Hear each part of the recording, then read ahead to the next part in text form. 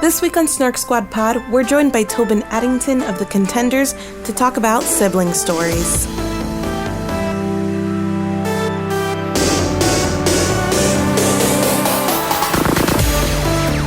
Welcome back to Snark Squad Pod. I am your host, Marines, and with me as always is my co-host, Nicole Sweeney. Hello. And today we are joined by first-time guest, Tobin, and I'm going to let Tobin say hello and introduce himself. Hi, my name is Tobin. I'm a screenwriter, and I have a podcast with my sister called The Contenders. As Tobin mentioned, he hosts a podcast with his sister, so we thought it would be very fitting to invite him to talk about siblings. It's a little on the nose, but I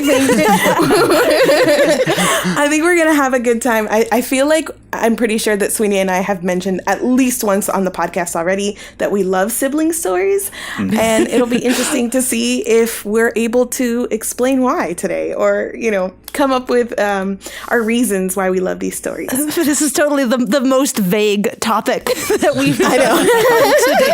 Siblings and go.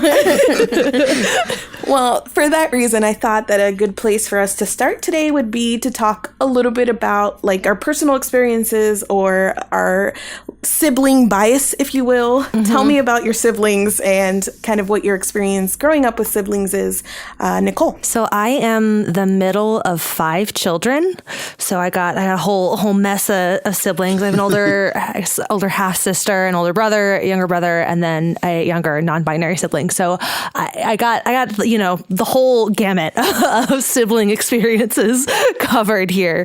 And yeah, this is another topic that we had previously discussed in the Segue Magic videos, much like the fan identity video or podcast episode that we did a couple weeks ago.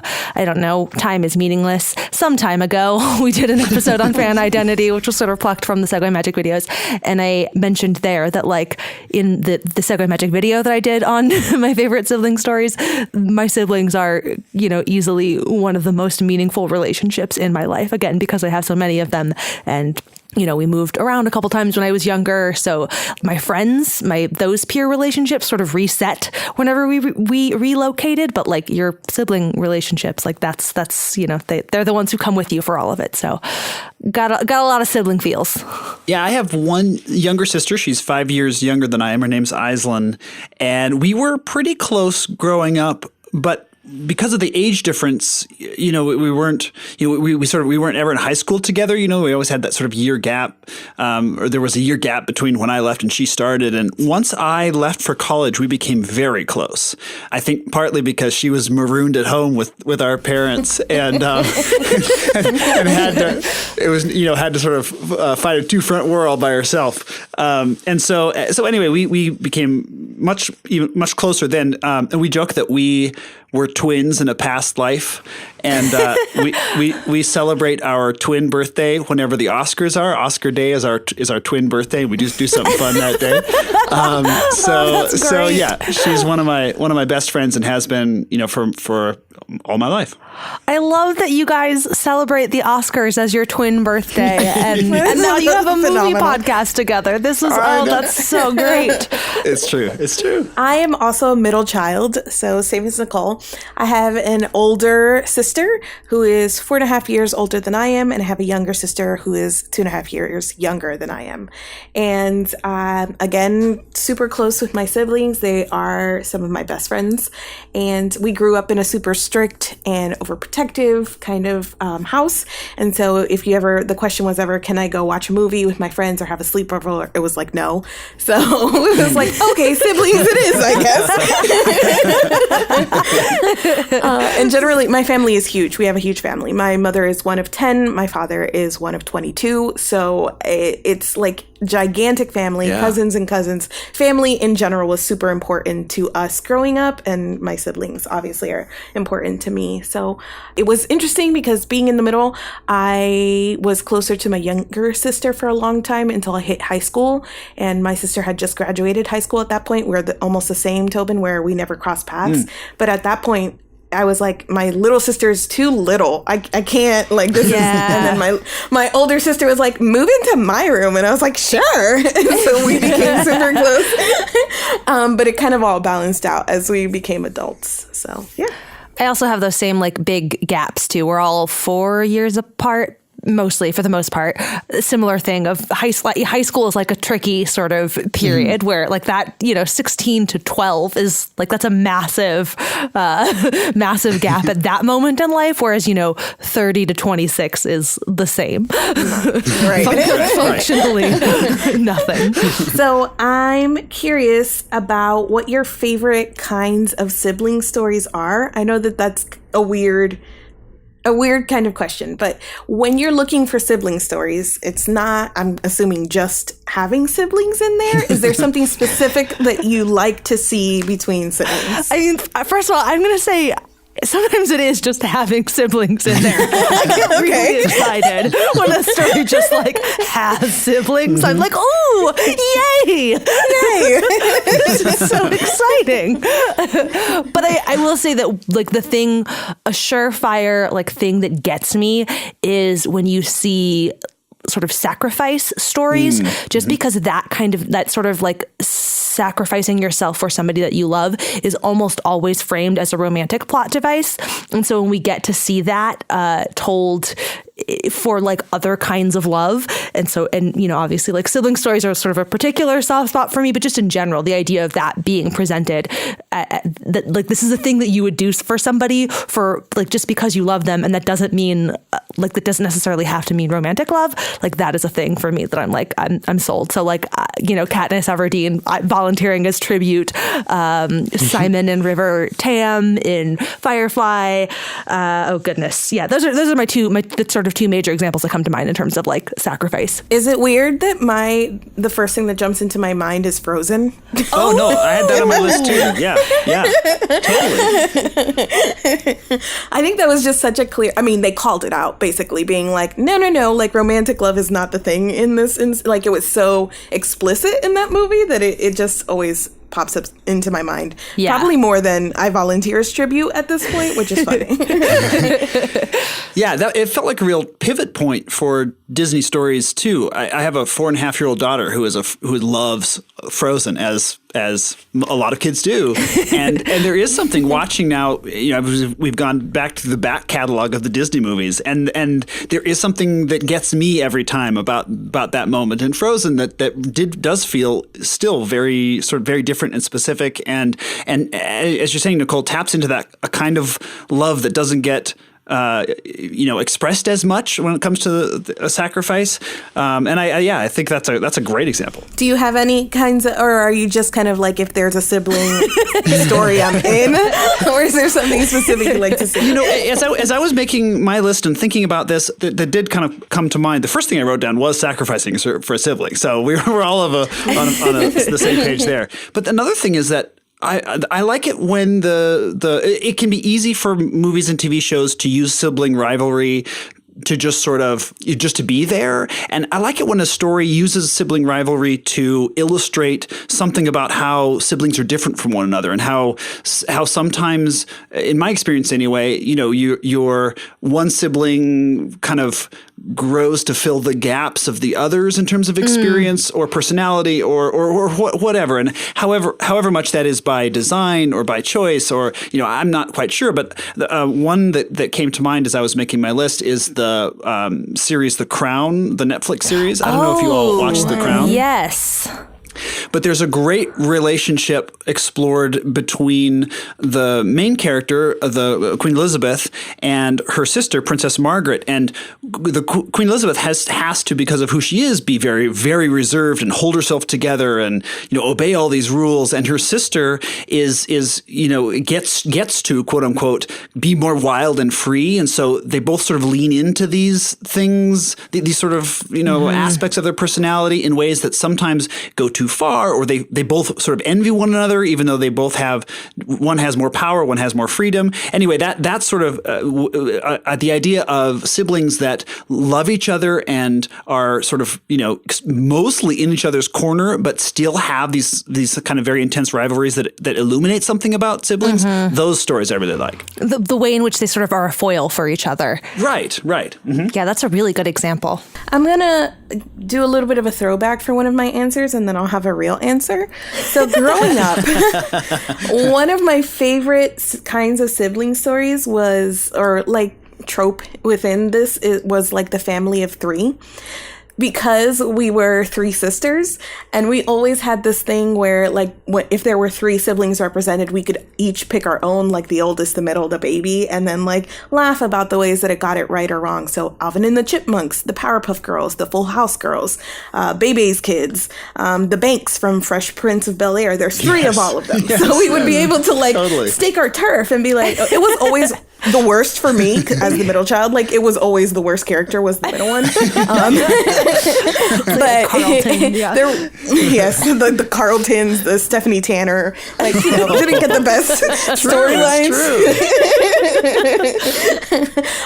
But in general, it's like a fun thing to watch, especially when they had things like, especially the older siblings got a lot of storylines that I know that my older sister related to, and there was always the baby like wreaking havoc, and we were like, yes, that's Sarah. So just kind of being able to see that on screen was always really fun for us. Present day, I would say that I like to see, I'm not a sibling rivalry kind of person in some regards, but I do like stories where one sibling loses their way, or that there's like one sibling that's a little bit of like the black sheep. So for instance, I love the Weasleys from Harry Potter, but you have Percy, right? And he's kind of like doing his own thing, and everybody's like, grumble, grumble, like, or you have the Penvensies from the Chronicles of Narnia, which Edmund betrays them. And it's like a very big plot point in the first book, The Lion, the Witch, and the Wardrobe, and kind of how they have to deal with that betrayal and how they have to forgive him after he comes back. So that entire idea of one sibling losing their way, or, the forgiveness between siblings, people are probably going to listen to this and be like, which sibling in her family is the black sheep? I refuse to answer. I will plead the fifth. I will not engage with this question. I kind of mentioned about how rivalries are not like my favorite thing. Not rivalries. I think sibling enemies are not a thing that I like to watch. We just covered the phase 1 of the Marvel Cinematic Universe, and we watched a bit of Thor and Loki in going down and all of that. Not my favorite. Don't like.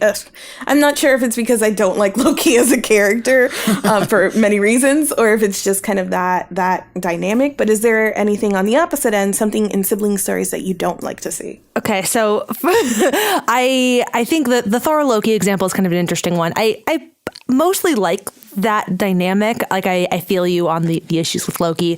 I like what Loki does for Thor as a character. Like I think that it is. I like watching Thor kind of grapple with his little brother, who is kind of the worst, but like he's still his little brother, and I don't know that I enjoy that a lot. But if we're talking about sibling story things that you don't enjoy, I feel like I shouldn't be starting here because it's going to make any other answers you have feel small by comparison. But the first thing that comes to mind is Cersei and Jaime Lannister. Like, incest is like at the top of my list of things I don't want to see in my sibling stories. Yeah, that reminds me of do you know the film Cruel Intentions, the remake of Dangerous Liaisons? Yeah. It's that same thing that I kind of know what you're going for, but it feels really cheap the way you're doing it, and it's just not there for it. Not there for it. Could we not instead? Yeah, please. Yeah. There is a super popular YA series by Cassandra Clare, The Mortal Instruments, which had ill-fated adaptation to a movie and a short-lived adaptation to TV. So maybe you've heard of that series. But this is spoilery for that series if you guys are interested in ever reading it, which I do not recommend. But the two main characters think at the end of the first book that they're related, like their romantic interest for the first book, and then at the end it's revealed like, but you're brother and sister. Very Star Wars-esque. Yeah, right. And the second book, they spend the entire book like kissing and like, oh no, but we shouldn't. And it's like very, very uncomfortable. You later find out that they are not related, but for an entire book you think they are, and they're having all of this sexual tension. And so incest was 100% on my list as well. Yeah. I will say, so the one example that comes to mind of that being used in a way that was like, I could have done without it, but it was at least like mostly handled. They teased the possibility that Veronica and Duncan on Veronica Mars might have been related, but like they didn't know until, well after. And it was this like gut wrenching thing for both of them. The idea that like, oh, holy shit, like maybe we're related. And like we had this whole relationship and like, holy shit, that's fucking disgusting. It works out for them in the end. And so all the better. But like you see, like there's this scene of Veronica just like straight sobbing, like, as she tries to process this information. So that's like the correct way of, I mean, also just don't is the most correct way. But you can find another taboo. You can find something else or another thing, another boundary to push here. But please don't pick that one. It's funny too, interviews with, I forget his name, but the actor who plays Jaime Lannister. I was watching an interview with him fairly recently, but where they were talking about his relationship with Cersei and like that dynamic, and he basically is just like, I can't think about the fact that they're related. Like he's like, I can't, like he's like, I have sisters. I treat it as like she's the woman that I'm like seeing and in love with, and like that's a thing. I don't engage with the fact of them being siblings.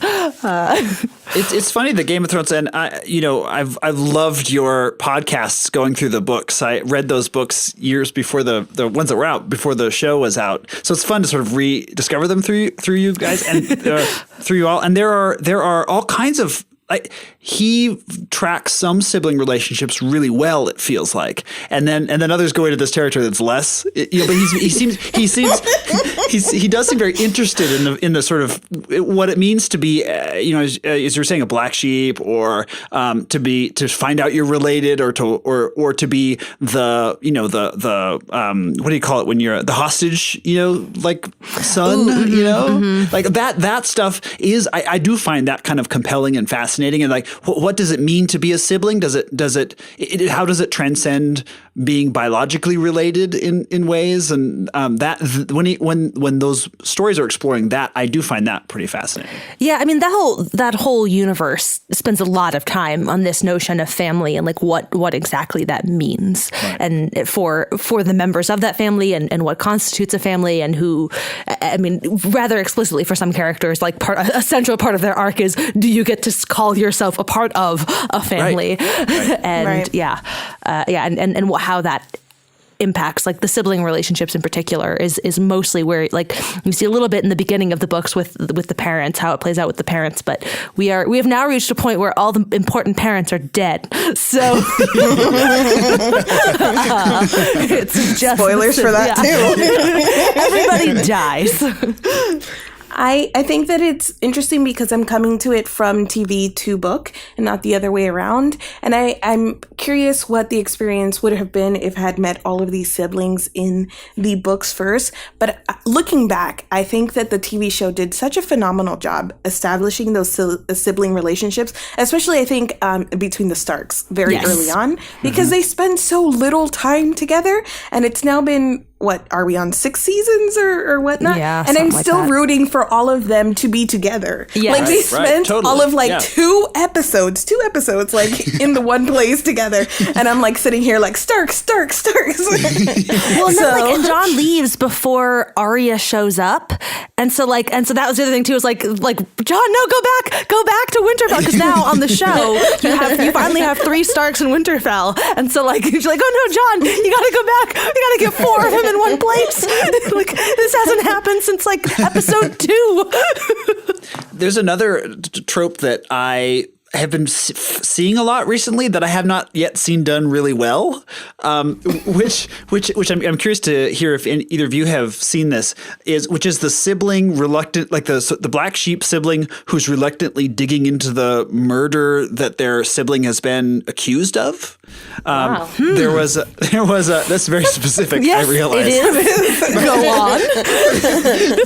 But I'm watching the movie Dark Places, which is a Charlize Theron movie from a couple of years ago that's right now on Netflix. It's from a Gillian Flynn novel, or her second novel, Between Sharp Objects and Gone Girl. And it involves a young woman, or when she was a young woman or a girl, I guess she was 8, I think, her family was massacred, and her the only brother in the family, her older brother, was accused of the crime, and she was like the star witness.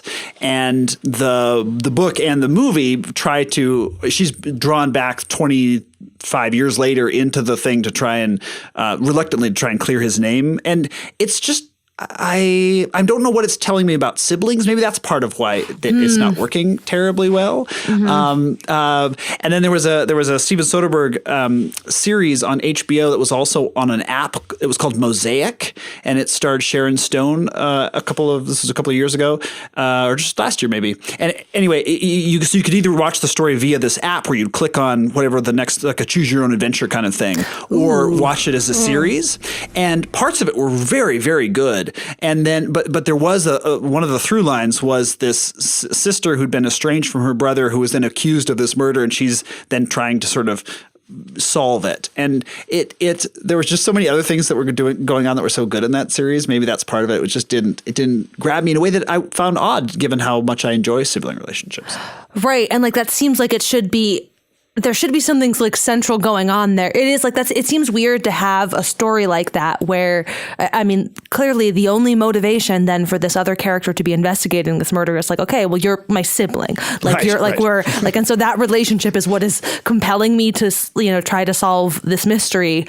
And yet to not also, I haven't seen either of these things. So I don't know, man. But like, it seems like in that context, then you should also be saying something about that relationship, right? Yeah. Like that, you know.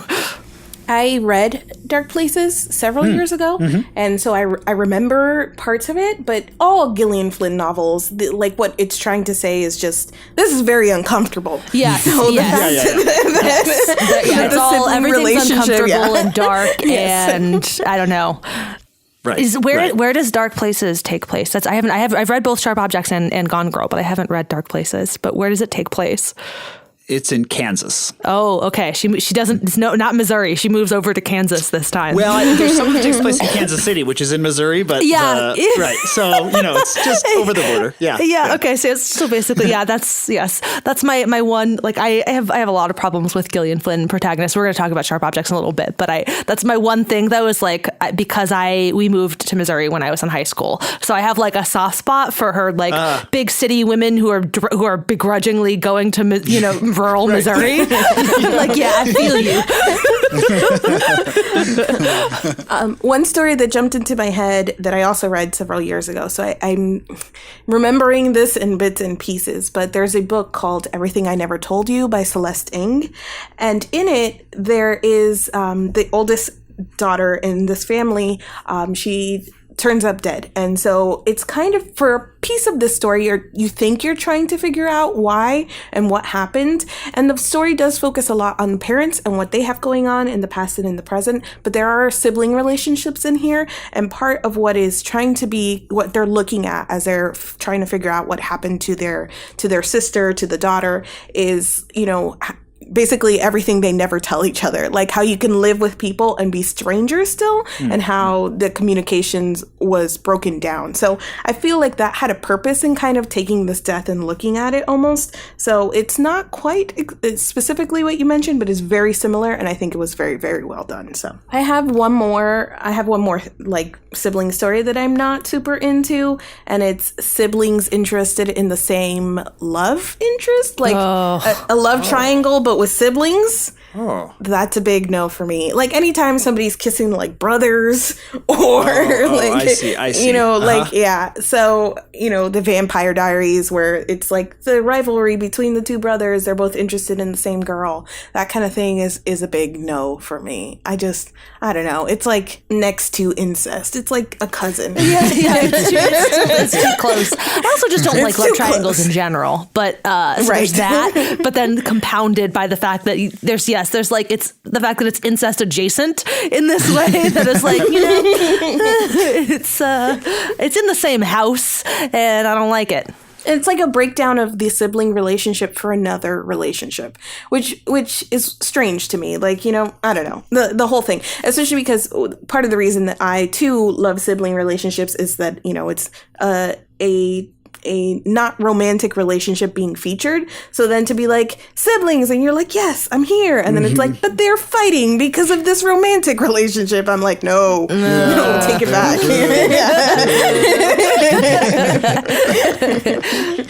I read Little Women when I was in high school. So again, I'm bringing up all these books that I have only vague memories of, not on purpose. You sound very literary. Yeah, I know. I read books many years ago. But I was looking through like list of like best siblings and favorite siblings, and the March Girls were on the list a lot. But I only have vague impressions of being very upset with that story because of everything in the romantic relationships that went down. So yeah, I can't put the March Girls on my list, partially because I don't remember a lot of it, but also what I remember is not favorable. It's his sadness. Yeah. Well, this is, if we're on the sort of literary track, I would hold up a lot of the Jane Austen sibling relationships. It comes to mind both in the book and the Emma Thompson written movie Sense and Sensibility, that their sibling relationship, it does a similar kind of thing to what I was saying before about not a rivalry, but about sisters in this case who are very different from one another, and how that sort of works itself out, and they have envy of each other, but also they're sort of their own place. And then of course the Bennett sisters, Pride and Prejudice is one of my favorite books, and they're all that sort of their explorations of those relationships. I just find that so satisfying, the way those relationships are explored. Yeah, Bennett sisters, totally 100% agree. I think there's a lot of stuff that's really interesting about that. I think as far as the Bennett sisters are concerned, though, I would I'd give sort of preference to the Lizzie Bennet Diaries adaptation, because I think that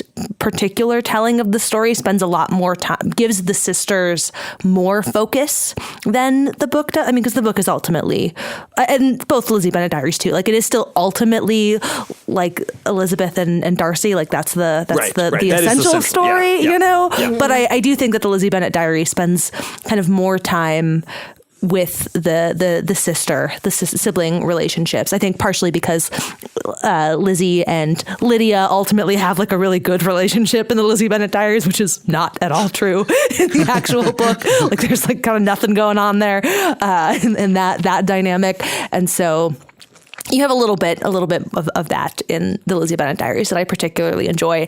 And you see, I think one of the things that I think is particularly interesting actually with regards to Lizzie and Lydia is that in the book, their parents kind of failed Lydia in raising her and like let her become just ridiculous. And I think that I appreciated that in the Lizzie Bennet Diaries that like Lizzie sort of also takes a measure of responsibility for her sister. Like, I mean, you know, in the book you have that bit where she tries to stop Lydia from going to Brighton, but that's kind of the extent of it. And I like that there's like a bit of Lizzie sort of like she has this kind of reckoning in the Lizzie Bennet Diaries of like, I could have also been better and more supportive and more helpful. And I don't know. So like that whole twist on the dynamic. And it wasn't adding things that were like not, I mean, like it is still a fair representation of the source material, but it, I think, shifted emphasis in some places that I really appreciated and enjoyed. And the sibling relationship is totally one of them. I love both Pride and Prejudice and Sense and Sensibility, which I've mentioned multiple times, but in the BBC adaptation of Sense and Sensibility, I do not like the Emma Thompson one. I know. I know. I mean, it's not that I don't like it. I have the, I don't know. I'm just gonna wipe a tear. Just pardon me there. Okay. I know. Sorry. I'm better now. I'm trying to. I have this like really. I know in my head that it's wrong, but like these miniseries adaptations just tend to be like longer and can be more faithful to the source material. Yeah. So I just always feel like more feelings towards that, which is like a whole thing in and of itself. But in the BBC adaptation, there is this great scene between the two sisters whose names, of course, I'm blanking on right now. And, one is the very emotional one and one is the very like reserved one. And they're both dealing with heartache, but you have Marianne, that's her name, who's like, made herself sick at this point because she's having so many emotions. Like she's like, like kicking and screaming and dying. And then she has this moment where she realized that her sister Eleanor is also going through heartache. And Eleanor kind of turns to her and says, just because, I'm not crying, I'm not, having all of these emotions doesn't mean that I don't also feel. And she has like this whole breakdown. And I swear to you, every time I watch it, I'm just like crying. One, because of like the sister feels, but also this like entire thing that I think is really interesting between siblings and sibling stories is that these are people that you grow up with and that you're obviously very close to. Some people are very close to their siblings. We have these close relationships, but they're still individuals and we don't know everything. And everybody has their secrets and their own thought life and their own way of being. So kind of reckoning between the person that you know and you grew up with and that is close to you, but also them being their own person and being an individual and kind of dealing with all the differences. So I think that's a great story that highlights both of those.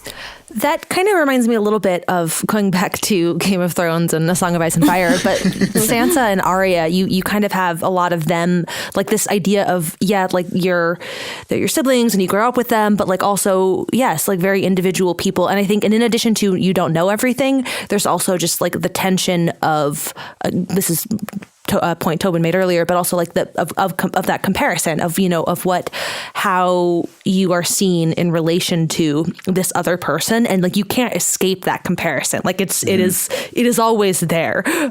Even in, the most loving of like, I don't say this coming from a place of having parents who I feel are constantly comparing my siblings and I, but like also it's there, and even if nobody else is doing it, you're doing it yourself to a certain extent, just all of that kind of stuff.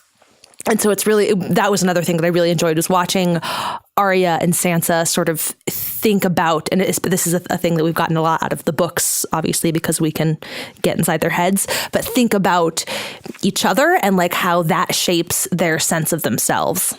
Yeah, so if you grow up living with a sibling, there's sort of nobody else who knows that that is a bond, for better or worse, that you have forever, that you share an experience that nobody else does in kind of the same way, and yet also share a very different experience because you're experiencing it, whether it's birth order or whatever's going on, it's different for you than it is for your sibling, and that the tension there when it can be sort of mined in stories is I think really satisfying. Yeah, like what it means to live sort of a very similar set of experiences from like a shifted perspective. Like it's like it's a really useful and interesting way to explore the same basic experience from a number of different perspectives. And that's so true to life, right? We're raised when you're siblings, oftentimes by the same parents. That's my experience. So, but also we turned out to be such different people that to look back and be like, we went through that same thing together, right? Yes. Or just like those moments where you tell, like when you're telling a story, you know, and like you can hear it, like, this bit of like, well, that's not how that happened. It was like this. Just like, like you were there too. Like I don't understand how this is your version of this. Like, were we not both? I don't get it. There was a movie that tried to capture that, and it didn't fully get it. It was called Hillary and Jackie. It was a little indie movie that came out probably 15, 20 years ago. I forget who was in it. Emily Watson, I think. Anyways, two sisters, and the first half of the movie, you're watching it from one of the characters' points of view, and then it ends, the first half ends and it goes back and you see the other sister's side of the story. So it literally breaks the point of the view of the story, and you end up seeing the same events from multiple points of view. And again, I've not seen it since it was in the theater however many years ago, but my memory is that it illuminated something about siblings, even if the movie, I'm not like recommending people go out and try and find this movie, but at least it acknowledged the idea that this is part of what being a sibling is for a lot of people. We probably can't not mention The Godfather in a conversation of media and sibling. Well, maybe I can't not mention The Godfather. Correct. Not because I necessarily have this overwhelming love for this movie, but for a movie that is as much as it's about the mob and this main character's sort of either downfall or rising up, depending on your point of view, from someone with a regular job to being head of his mafia family. There's a lot of the problems in the story have to do with, one sibling is really hot-headed, and the one sibling who sort of could be very useful is actually kind of wasn't really officially adopted, but was adopted into the family, so can't, in this kind of patriarchal system, can't take over, and so it falls to the one who's been trying to go straight. And then in the subsequent stories, one of the brothers has to kill another brother because of various. Anyway, a lot of the plot hinges on how siblings turn out so differently in a story that doesn't always come to mind as being about siblings. But maybe I'm the only one who's seen it, maybe? Yeah, I was sensing that. Yeah, okay. Right. All of this sounds legitimate. Trust me. You'll just have to take my word for it. I will, and I do. And we will. One of the sibling relationships that I want to bring up, we talked a little bit about, so we're going to talk about two here. I was going to say, we talked a little bit about the Hunger Games and Katniss and Prim, but we mentioned them. Yeah. And this is going to be spoilery for this series, but I think part of the reason that I was left so unsatisfied by when I read the series originally is because of what happens to Prim at the end. And I think that in a story that was like set off by this self-sacrifice, and Katniss wanted to protect her little sister, to then go through 3 books or whatnot, 2.5 or whatever it is, and then find out that Prim dies anyway. Like, it was so disappointing to me, but I didn't realize that was what was really getting me. I thought I hated the last book. And then it wasn't until I was looking back that I was like, oh no, I'm just having feelings. You just like got you emotionally. Yeah. She made some choices, and they're not inherently bad, but they just so affected me in that story that I anytime I think about the last book, I'm like, ew, no, like I can't. I reject it entirely. But that whole entire relationship and the way that the story kind of hinges on that is really well done. Yeah, I'm a big defender of the last book, like mostly for that reason, because I know that there's a lot of people who hate that final choice, but like to me, I think like on the one hand, I agree that it gets me so deeply in my feelings and is like very upsetting, but I also like the bleakness of this world. Like it's like, yeah, like it makes sense. It's like tragically poetic that that's where it comes around to, that she became this revolutionary to save her sister. Like that was all it was ever about for her. And she couldn't even do that in the end. And like, fuck, like it's just like dark and sad. And like, and the end is just like, and she has a life. Shrug. I'm like, oh. Anyway, the other thing you were going to talk about. So Suzanne Collins has another series. It's called The Underland Chronicles. And I don't know if this was written before or after the Hunger Games, but it is obviously, dwarfed by the Hunger Games in terms of popularity.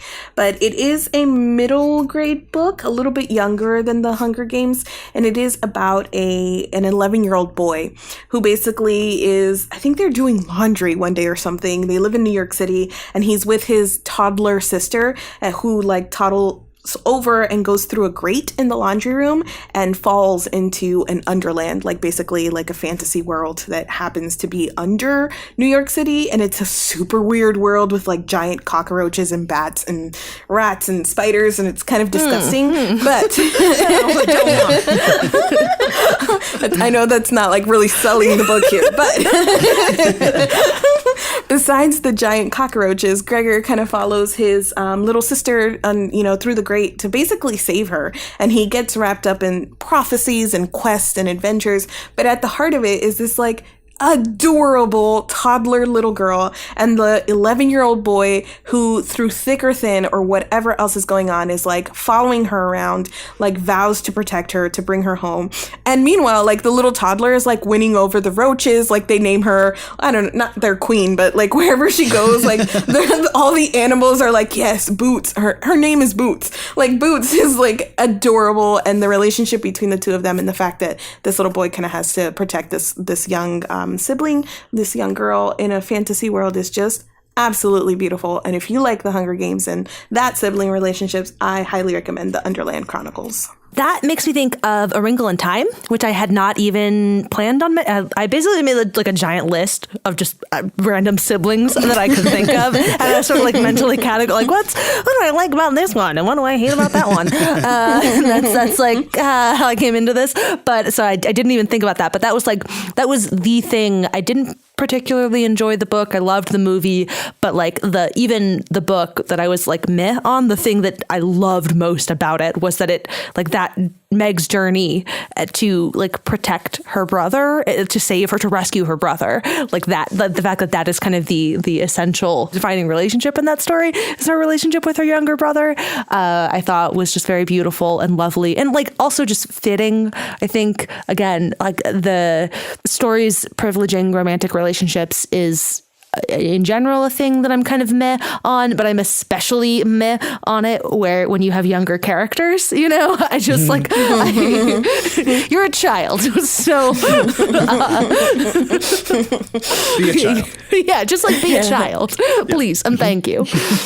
There's that great scene in A Wrinkle in Time where everybody, there's a ton going on, right? And so they're all talking about how to get home and how to do all of this, and Meg's the only one what about my brother? What about my brother? And she's being almost kind of bratty about it, but you understand it in that moment. So I know we mentioned it, but any story that is basically a sibling trying to protect another or rescue another, or that self-sacrificing, I'm there for that. The flip side of the sacrificing or trying to save your sibling are stories about grief over a sibling who's lost.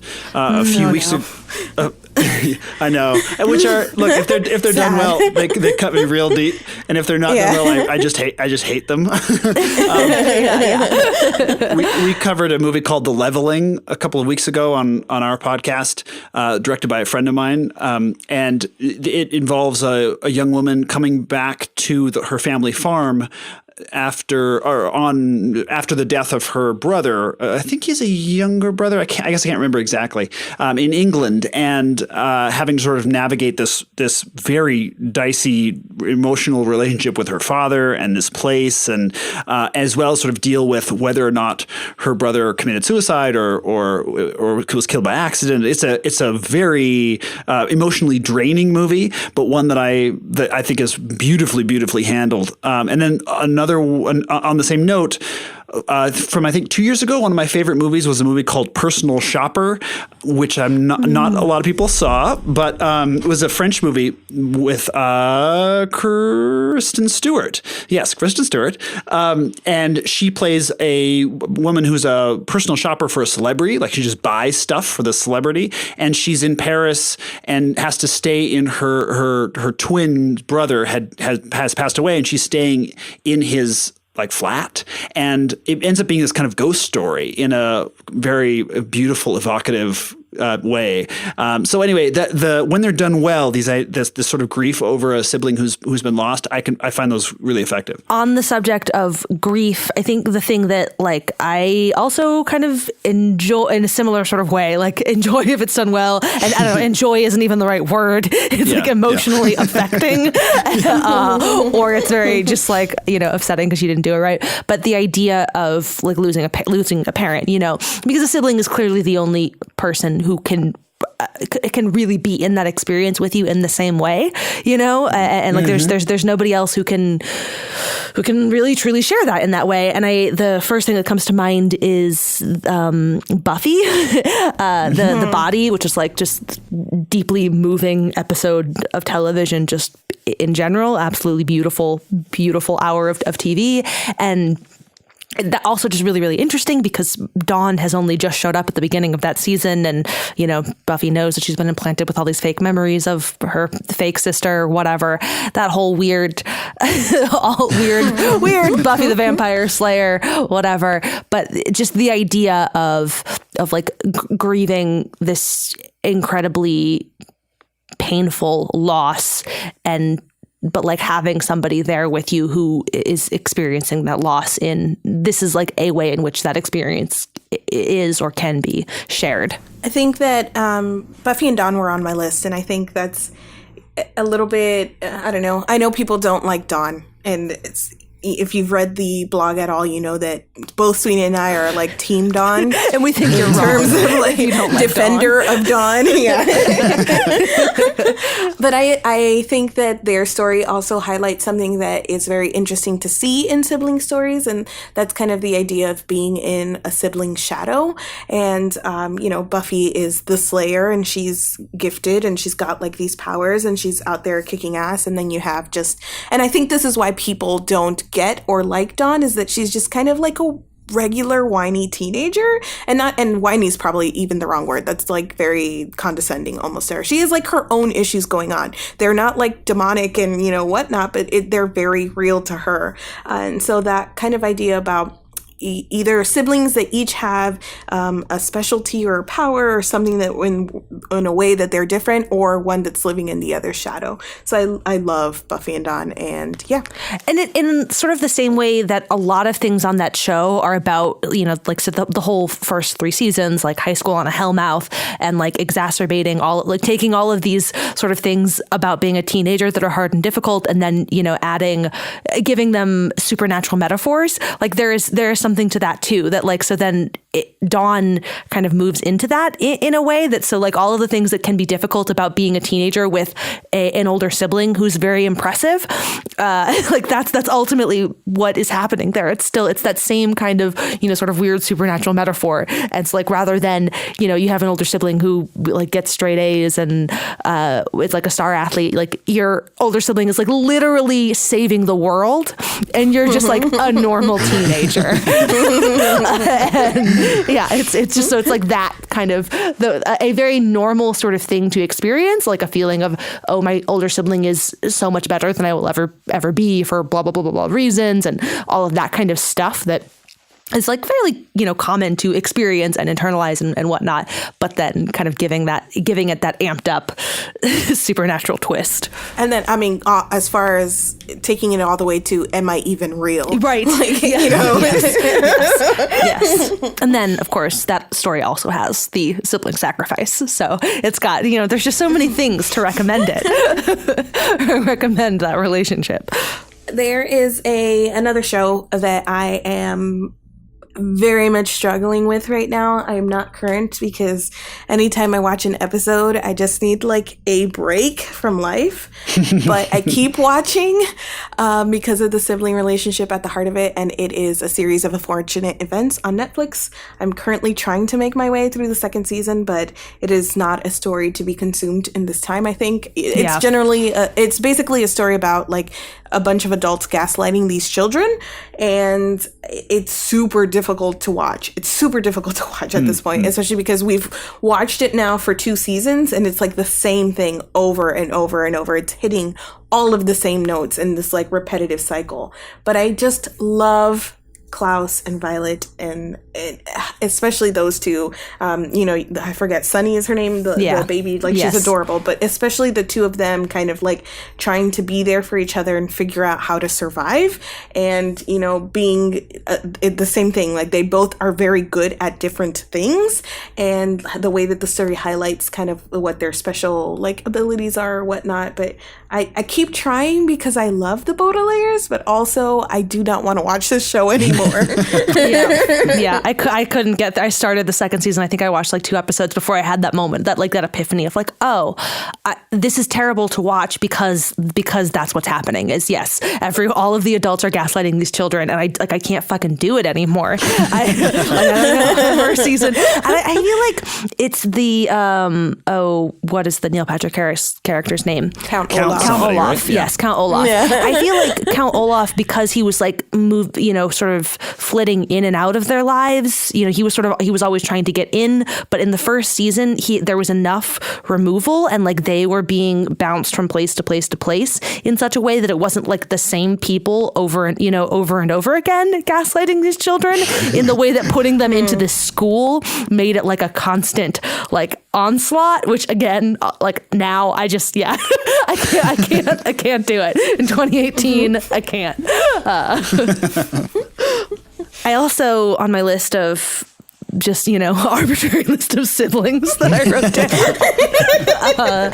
I'm a professional, you guys. I wrote down Orphan Black as kind of like a weird example. Yeah. But like ultimately, part of what makes that show so like beautiful, I think the initial sort of spectacle of the show is just watching Tatiana Maslany be a powerhouse of an actress. But as the show progresses and the plots become more absurd, the thing that really kept me going, through to the end of that show was watching the sisters. Ultimately, that's watching the clones, whatever, become.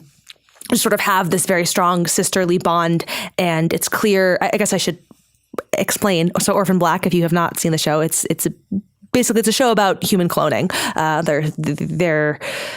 The characters in the beginning of the show don't realize that they are clones, and they sort of discover, they find others like them.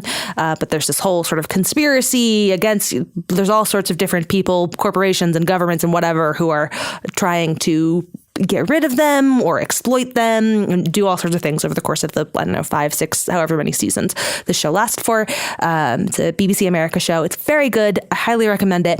But the thing that the show ultimately becomes, in addition to sort of this weird like sci-fi story, like the heart of the story as it progresses is the fact that all of these like clones, once they get to know each other, they regard each other as sisters, and they care about each other. And like, that's as much as they are trying to evade their various, whoever the evil of the week is. Sometimes it's one of the clones themselves. One of the sisters is evil, who's evil this week, who knows? But like the sort of the essential thing is just like taking care of each other. And it's very, very good and beautiful. And, even though they weren't raised as sisters, they are now. And that's also very like good and cool and important.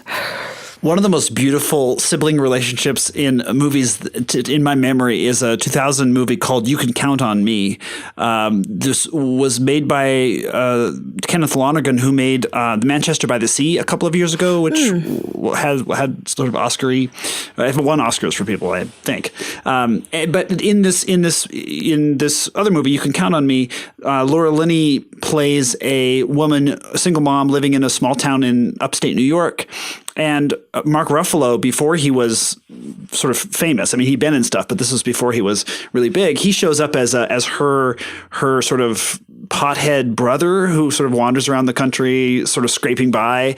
And as they were kids, they lost their parents. That's sort of the backstory to it, and sort of shattered their lives in very different ways. So Laura Linney plays this very buttoned up. I think she works as a CPA or at a bank or something. And Matthew Broderick plays her boss, who there's like a little flirtation or something going on, but the most important relationship has to do with Laura Linney and this brother who shows up, and he's her complete opposite, and sort of helps, but sort of lives with them for a little while. And so it's a very gentle story. It's not the big tragedy in the story. If when I mentioned Manchester by the Sea, which has a very big tragedy in the middle of it, if that's scaring you off, don't be scared, because the tragedy in this is 20 years before the movie takes place. But it's beautiful, and I sort of start to mist up just thinking about the way they have to navigate the relationship with each other, and the way they so clearly love each other and want to be close to each other, but partly because of who they are and partly because of this event in their past, they kind of can't live next to one another anymore. And it's beautiful and bittersweet. And You Can Count on Me. That's definitely one to, if you have not seen, I do recommend you go check that one out. That's interesting too, because it's sort of a flip, like we were talking about, the idea of this person who shared these experiences with you, and how that's sort of the good of that, having that person to sort of rely on that. But the other side of that is that it can be just very painful to have somebody who has shared this set of experiences with you, and you need to create some distance. I have an honorable mention trash one. I've mentioned a couple times on this show before that I am still watching The 100 for reasons I can't explain. And I don't know. I started watching the show in the first place. I had no desire to watch the show. I was like, this looks bad. And my youngest sibling was like, no, we're going to watch this show. And I spent the first few episodes laughing at it. And then finally I was like, well, now I'm in it. I'm in it with these, the premise. Yeah. The premise of the show is it's in the future, and the Earth became unlivable, and everybody's living up on this satellite orbiting the Earth, but the satellite is failing, and so they have to sort of start cutting population. And so, but rather than, so basically they've been periodically, they kill criminals basically, because they just can't support the population. But they decide to send 100 teenage criminals to the ground rather than floating them because of reasons. This makes sense for stupid in-show reasons. It doesn't make any sense, but because this is going to be a teenage dystopia. So 100 teenage criminals get sent to the ground, but one of the kind of initial batch of criminals, so there's, again, because of the population problems, there's a restriction on how many children you can have, but this woman ends up having 2 kids instead of 1, but her youngest child lives beneath the floor in their apartment or whatever. And so the older child, the brother, so there's a boy and a girl.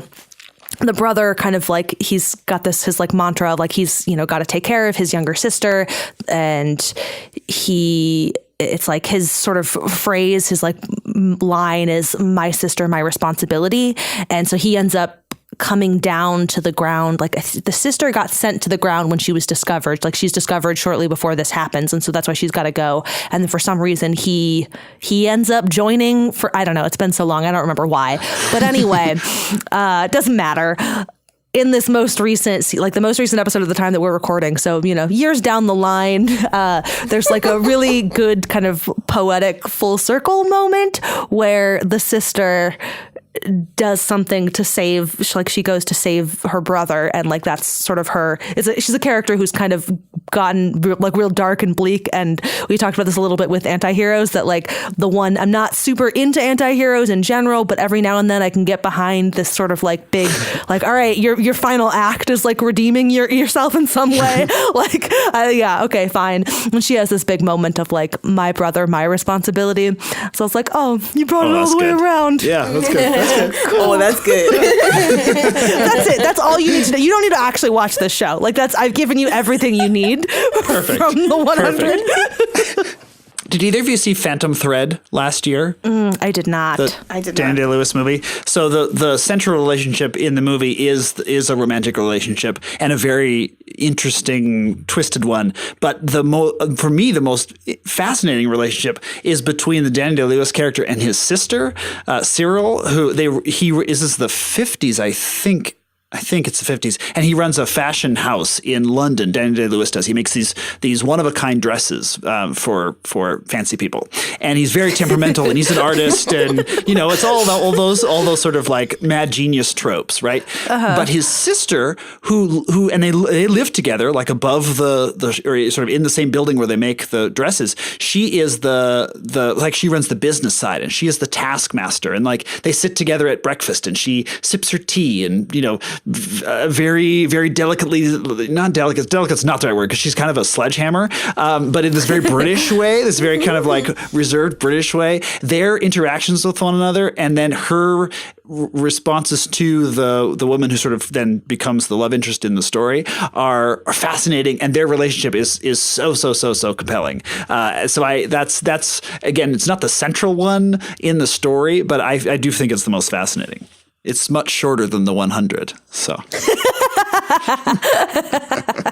2 hours and you're out. It's a big selling point. Yeah. I mean, nobody's mentioned the Brady Bunch. Like, do we need to mention the Brady Bunch, or is that not a sibling? I mean, it's all siblings, but it is. I mean, it is definitely a sibling. Is it really I just about don't have siblings? any feelings I don't know. about it. I got nothing to say. Just don't care. It existed. The Brady Bunch existed.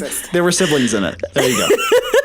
I think the most thing that stood out for me about the Brady Bunch was the whole again, it was 3 girls, 3 boys thing. Mm-hmm. So the middle children, and it was Jan and Marsha. So that whole dynamic of being the Jan to the Marsha.